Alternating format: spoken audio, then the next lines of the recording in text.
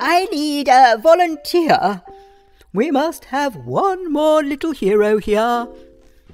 And Jimmy Mouse certainly hoped that he wasn't the only hero. The mice were unusually quiet, because mice are not cut out to be heroes, and they had all seen that little Jimmy's suggestion had very nearly got him killed. But the silence didn't last long, because they soon heard a sound coming from above them. Ting-a-ling! Ting-a-ling! That's the fire truck! The cat's on the move! Called out Jimmy. A moment later, a brown mouse called Cousin Gordon dived through a hole into the chill room. He was in possession of a huge crumb of banana cake, and more importantly, his own life. The bells! The bells! He cried out with wide open eyes. It seems the advanced warning solution has worked, declared Judith. Grandpa Mouse agreed. Everyone squealed in delight so loud that they woke up Mum and Dad in the next room. We've been invaded by an army of mice! declared Mum, who shares my view of rodents. Well, I don't have to tell you what happened next, but I can tell you that at the next family meeting, the surviving mice held a vote, and all but one declared that they wanted to move to the seaside, which they did. They found a nice cafe by the sea where they all lived very happily. I won't tell you the name of the cafe in case they sue me, but I won't be going to eat there myself. And that was the story of the cat that went ting-a-ling. Don't go away because we've got another fable from Aesop coming up.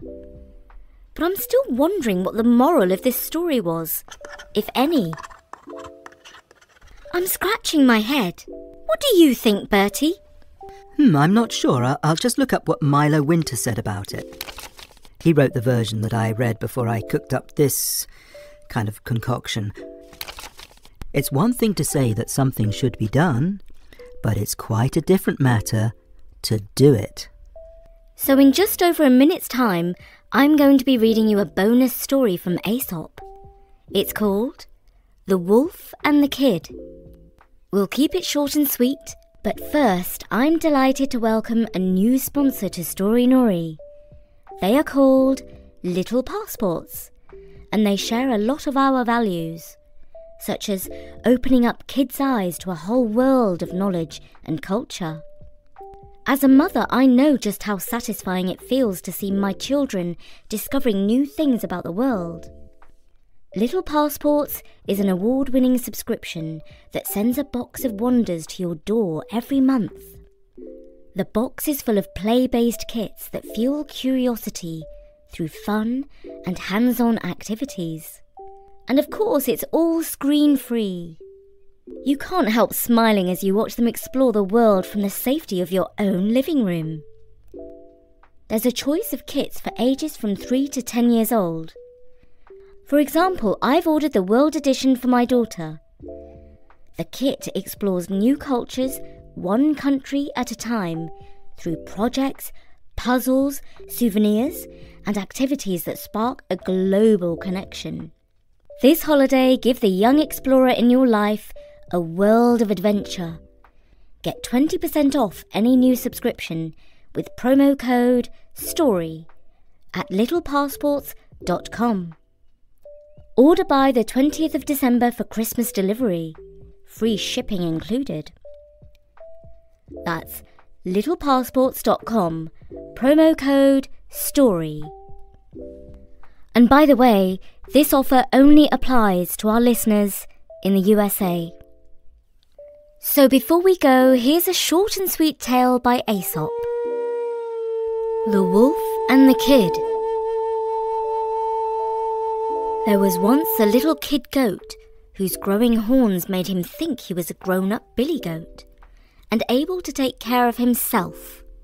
So one evening when the flock of goats started home from the pasture and his mother called, the kid paid no heed and kept right on nibbling the tender grass. A little later, when he lifted his head, the flock was gone. He was all alone. The sun was sinking. Long shadows came creeping over the ground. A chilly little wind came creeping with them, making scary noises in the grass. The kid shivered as he thought of the terrible wolf. Then he started wildly over the field, bleating for his mother. But not halfway, near a clump of trees, there was the wolf. The kid knew there was little hope for him. "Please, Mr. Wolf, please, Mr. Wolf," he said, trembling. "I know you are going to eat me, but first, please pipe me a tune, for I want to dance and be merry as long as I can." The wolf liked the idea of a little music before eating, so he struck up a merry tune, and the kid leaped and frisked gaily. Meanwhile, the flock was moving slowly homeward. In the still evening air, the wolf's piping carried far. The shepherd dogs pricked up their ears. They recognized the song the wolf sings before a feast. And in a moment, they were racing back to the pasture.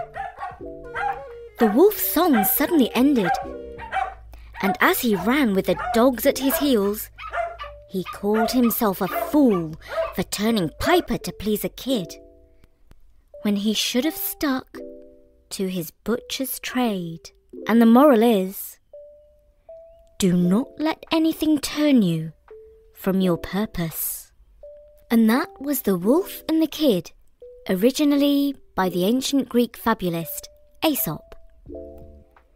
This is the version by the American writer Milo Winter, who is best known as an illustrator. I do hope that you enjoyed these 2 Aesop fables, and don't forget your special offer at Little Passport's promo code STORY. From me, Jana, at storynori.com. Bye for now.